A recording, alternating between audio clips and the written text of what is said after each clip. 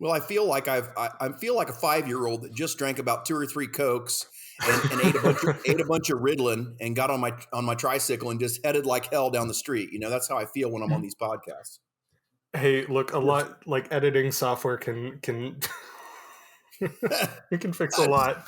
I'm just ready. I'm just like, ah! I earned my nickname from being a kid. When I was a kid, my family called me Screaming Chipmunk because I was just this little hyperactive, annoying little creature. Nice. So yeah. That's paying off now. You're in the age of the internet. Being a hyperactive, annoying chipmunk is like the most profitable job you can have. My name is Jeff Irving, and this is the Vrahode Tavern Podcast. I'm the creator of the Vrahode game system, and in this podcast, we're going to do a deep dive into the lore and gameplay of Vrahode. I'm joined by Brandon Rollins, who will be acting as your stand-in, asking many of the questions you might be curious about yourself. Brandon, what's the topic for today? For today's topic, what I was thinking was actually figuring out how people's response to Vrahode so far has been. And the reason why I'm choosing to talk about this today at length is because you've just had a bunch of stuff happen all at once. You had KublaCon pretty recently, and a lot of people got to play much more of the game than they have played before. You've gotten a bunch of testimonials from this. And then you also dropped the trailer, and we've had some time to see what the response has been. So with all these things in mind, I want to just talk about that. Like, first, let's start with KublaCon. How did people respond to Vrahode while there? After Genghis, we were in Genghis Con in Colorado. That was, a couple months back. I mean, the response to that was, to the game there was amazing. And so we're energized and invigorated from people enjoying the game. And at that point, we were playing a very, very rough version of the game. And then when we went to KublaCon here recently, we had a little bit more of an updated version of the game. We had a new set of cards, and we decided that it was important for us to get good exposure this year. Because we don't have the name, we're not Steamforged games or whatever. So we felt like we really needed to get out there and build a fan base through, just having exposure to fans and hopefully some word of mouth. And so we spent a little bit more money on Kubla to get a bigger booth. And so we were lucky to have the beta of the Vrahode immersive audio app there. We did end up getting samples of Ravenwood Woodworks gaming accessories, the dice boxes and things. Then we decided to go ahead and because we had a bigger booth, to run 2 demos. And I've said concurrently incorrectly many times. It is simultaneously. Concurrently means one after the other. Simultaneously means at the same time. And so we were running simultaneous demos, one of the Underlands, one of the Overlands. Okay, so we had a minor internet disconnection just a minute ago, but when we left off, you were talking about keeping the Underlands fresh and exciting. And I think at this point, I'll just comment, it's really interesting that you're balancing essentially 2 different kinds of gameplay with the way that you're doing things. You've got Overland, which is very open and exploratory. Same thing with the oceans. And you've got like a lot of freedom to kind of do what you want, and the game will subtly push you back on a path. But the Underlands are, as you've been saying, confined and strategic and chess-like. And it's interesting because not only do you have 2 different kinds of gameplay that you're testing at the same time, but you've also got to make them feel coherent at the same time too, like they belong in the same game. And you're talking about the game as if there's 2 modes of play. And yes, the most distinct division is Overlands to Underlands play, but you got to keep in mind that there are subtle differences in every single Overland region too. And those are much easier to resolve because that's an issue of turning one dial, 2 clicks to the right, and the next one turning it 4 clicks to the left. When you go into Underlands, you're talking about a lot of similarities, but adding completely new mechanics. And so, yes, you're absolutely right. You have to make them feel cohesive as a game, But to me, that's one of our strengths, is having those kind of textural differences between the biomes, and so that each biome has a sense of feeling alive and unique. And we do that with so many tools. We do it with the creatures differ. We dedicate the most number of miniatures and enemy types to the Underlands of any biome by far, many times over, because we want our game to have an adventure, a candy shell, like an M&M, a candy shell, if you will, that is adventure oriented. But eventually, all heroes, the only way they ever test their mettle is by braving the most dangerous parts of a world for the good stuff, to fight the big baddies, to get the good loot, to affect change in a world on a global scale. And we do that. And yeah, the Underlands it took way more work to do it. It definitely was last for a reason, because it was the hardest to make sure that it felt perfect. And hopefully people will trust in the time that we put into it, so that when they get there, they go, oh, okay, I see what they did here. And this is what's needed. And it seems like you pulled it off because you've got a load of just positive testimonials, which I believe are largely coming from Kubla Khan play experiences. A lot of them came from Genghis Khan, which is surprising, because the game was far less polished. People really got excited about it. and we just played Overlands stuff there. That proved to us that the Overlands play was strong, was exciting and fun, and paced well. And the people from Kubla are the ones that gave us testimonials about both Overlands and Underlands play. I mean, on the last day, we had a couple guys playing, and I think their demo ended up going over 3 hours because they just did not want to get up. And so, for our benefit, and to allow them to have some fun, we let them play for over 3 hours just to try to gather as much data points as we could from their play.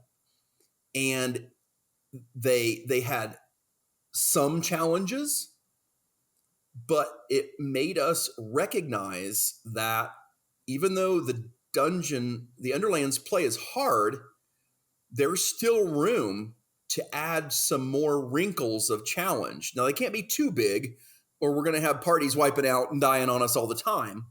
But they had so much fun. And I'm telling you what, I was just a bystander. Katie was running the demo, so I just sat there and watched. And I was having fun watching, and that's a good sign. That you're just sitting there watching and feeling like you're at a tennis match. It was really cool. Oh yeah, definitely. I mean, like that's a sign of a very good game, is when people engage in it without even having to play it.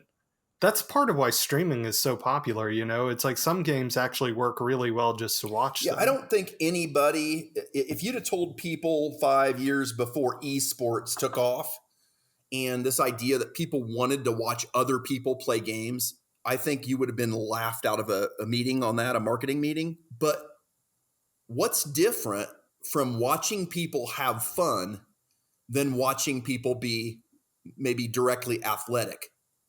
There's not a lot of difference. I guess what it is instead of looking at someone's physical prowess in an activity, you're almost kind of redirecting your attention to their mental prowess and how strategic and how smart they are, how they plan ahead, how they manage their troops,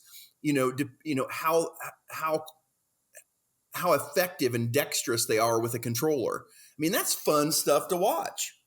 Oh yeah. And like what's even crazier to think about is that they actually get physical injuries too. I mean, like, somebody who's playing competitive Fortnite has like carpal tunnel in their hand from spamming wood whenever they get shot at by somebody. And it's like that kind of stuff can mess with your hands. It can mess with your eyes. Of course, like sitting down for long stretches of time isn't necessarily great for you either. It's very strange to think about, but they're actually not that far apart. Wasn't there a product by Suzanne Summers, a fitness product released a few years back? Was it a Thigh Master? Maybe they could introduce maybe they could introduce the Thigh Master to these esports events and give them all Thigh Masters so that while they're playing their games, they could work out their thighs. They could rock 5-inch inseam shorts then. Oh, have you heard about this? It's a thing. It's a thing. 5-inch inseam shorts. I cannot find in a store. Oh yeah, for men. Yeah, I cannot actually find shorts that like don't look ridiculously short on me. I'm quite tall, but in the stores now, because the trend has gone like toward 1980s style. Well, I'm fortunate in that at my age, I tend to keep stuff a little longer, regardless of what the trend might be, because I know what I like and I know what fits me and what's comfortable. So I have drawers full of knee-length cargo shorts with pockets. I just love pockets. I love being able to throw on my shorts and take the dogs for a walk. And so I will not be setting any new trends for fashion, but I'll also have an adequate inseam. See, there you go. There you go. I've been meaning to ask, how did this totally unrelated to short shorts on men? How did it go with the audio app? The problem with the audio app, it was fun. It was amazing. Everybody was super impressed by it. However, when you're in a con, there is a din. There is this constant din of people talking and noise. And even though we were off away from the booths, the room was just big and noisy. And so, my worry was I was going to offend other people in nearby booths with our noise. And it ended up just being an issue of us getting ours loud enough so that we could hear it. That's kind of the problem with being in a big open room.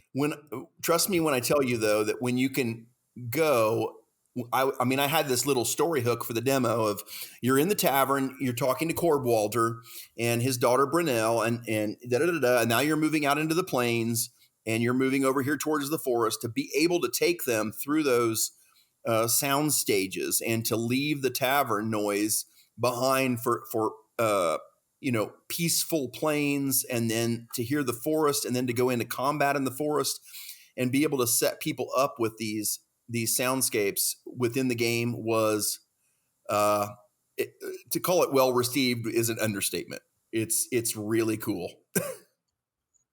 Yeah, that's really good. It's sometimes it's a tough sell to get people to do high tech stuff with a board game, because they're trying to get away from it. Some people are resistant to certain apps that run the game, and I understand that, and I too am resistant to that, because I prefer kicking it old school. But this app is more about just enhancing the experience. It runs parallel, and you can set it up and have it go, and you don't even have to mess with it. And you change scenes, you just click one place on the app, it switches with you, and it does it slowly and subtly, so you don't recognize the transitions. So no, this is not one of those kind of apps that is resisted. This is an app that does nothing more than increase the immersion of the product. And kudos to Tabletone for their work on it. They've done a great job. But I also have to say, Ravenwood, having their accessories there and being able to show off what is a zebra wood box with resin live edge dice box. What even is that? And to be able to show people that these people are associated with us on our product and are going to be making products for our game system. I mean, it had people's heads blowing up. They're like, what? I'm like, oh no, look at this wood and look at this beautiful resin. Imagine one of our hero dashboards made of this. And they couldn't even believe it. I mean, they literally like, really? I'm like, yeah. So I think Ravenwood is going to experience some sales in our game system that they might not expect. I hope. Yeah, hopefully so, because I mean, like, what they do is so high quality, and it just adds a lot to a game. Not everybody's going to be able to afford it, but it's like, then again, it's like, people don't have to, as long as the core game is at least somewhat accessible to most people, the people who want to go all in for the big Cadillac version of the game and spend a 4-digit semi, it's like, that's awesome. Yeah. I talked to Rob and I told him my concerns, and I said, I feel like you guys have the most amazing craftsmanship. You have the most amazing products. I said, but My biggest concern is that you've got to have a Toyota, level commitment, and then you've got to have the Cadillac commitment level for those that can afford it. But to give everyone just the Cadillac option, I think it's going to hurt them. And he is very receptive to it. He understands that. But I will say this: quality has a price. You can't expect, plywood construction, and cheap joints. You can't. You're going to pay for this quality, but this is going to be something that's heirloom quality, like heirloom furniture that you can pass down. It's not something that's going to break on you. This is something that is shows how much you want a game to be around for you for the duration. And this is that kind of game. Vrahode, we're not designing a game that's designed to be a flash in the pan. We're not designing a game because we have a bunch of cool minis. No, our game is about an amazing 520,000 word story and world that just, this is one of those games that doesn't come along very often. And we're proud of being able to bring it to people. And this relationship with Ravenwood speaks to our commitment. We want this to be something that does not sit on your shelf. We want this to be something that is on your table regularly because it's different, it's unique, it's exciting, it's accessible. Your whole family can play it. It's not something that your 10-year-old's going to go, I don't know how to play it. They're going to be able to grasp it, So I don't know. I'm just really excited about the whole partnership thing. I think it's going to do wonders. So to round out this episode, the last thing I wanted to ask you about was the trailer, particularly that dropped, I don't know, 2 or 3 weeks ago. As of the time of recording, how did people react to that? Well, I mean, from the get-go, just laughter. From the get-go, my goal has been, and I've had an understanding that we faced a certain number of challenges on our way to market to bring this game series to market. And one of those challenges was, how do you get people to take a small company, essentially one-man operation in rural Montana called Weathervane Games, with no games under their belt and a no-name designer. I've created one game, but nothing to speak of. How do you get them to take you seriously? And I felt like one of the most important ways we could do that was to spend more money on developing quality trailers that were compelling and that did a good job of highlighting our assets and our gameplay. And I looked around. Ori Kagan is a guy that's very good at video content. But I ended up Andrew Lowen, who's a friend of ours. We work with them on marketing. He sent me to David Diaz with Mesa Game Lab. And David has an ability to elevate things. His quality of work is better. He's worth the extra money, and we spent extra money with him to try to do something special, and he delivered. Yeah, when every little bit I would see a new trailer come out, because obviously games are coming out all the time, and I would send it to him and be like, this is not one that makes the cut. And he goes, oh no, that's nothing like I would make anyway. And what he ultimately delivered for us was what we needed. We had great music, which my daughter Olivia actually turned me on to, which was the song by Bobby Bass and his friends, Odeth. It was a perfect song to go with our trailer. David did a great job of doing the trailer. And then what I like about David is he's good at what he does, but he's also a good listener. And so when I would direct him and challenge him to make changes and to replace things, and when things didn't feel right, he was very receptive to change and to making it what I wanted. And I have a very clear vision, considering this world has been in my head since 1990. I know what I want. And he was the perfect partner for us to work with, and I'm so thankful for all of his hard work. When you watch it, you see it. Yeah, it's there. But I got an email a couple mornings ago from a company in Spain that said that our game had caught their eye and that they wanted to make our game in Spanish and in Portuguese. And I was, of course, elated. And I said, absolutely, you need to reach out to Michael Raftopoulos with Mob Vanguard, who is our localization specialist.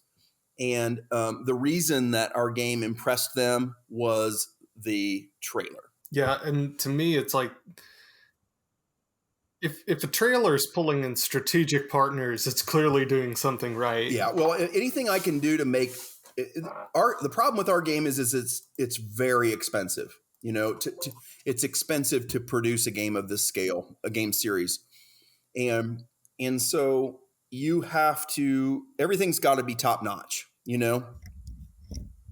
And so what it did to me is it just proved to me that the money we spent with David to do the teaser trailer and the full trailer was worth it. I completely agree. So on that note, we are coming up on time for this one, but for the next episode, I actually just want to tease this here. You just got off a call with the writer of the main writer of the series, which is Sean Ellen Dressler, and you said that you've got a lot to talk about. So I'm excited to hear about that in this next episode. Great. No, I'm looking forward. But in the meantime, do you want to go ahead and take us out? Sure. I'd be happy to do that. Thank you for listening to the Vrahode Tavern podcast. If you enjoyed this show, take a moment to subscribe anywhere you get your podcast. And if you're on Apple Podcasts, please leave a 5-star review. It helps more than you know. You can learn more about Vrahode on vrahode.com. That's VRAHODE.com. Link in the show notes. You can also find us on Facebook, Twitter, and Instagram, where we are at Vrahode. Thank you again for listening. We really appreciate it. Keep an eye out for our next episode in 2 weeks.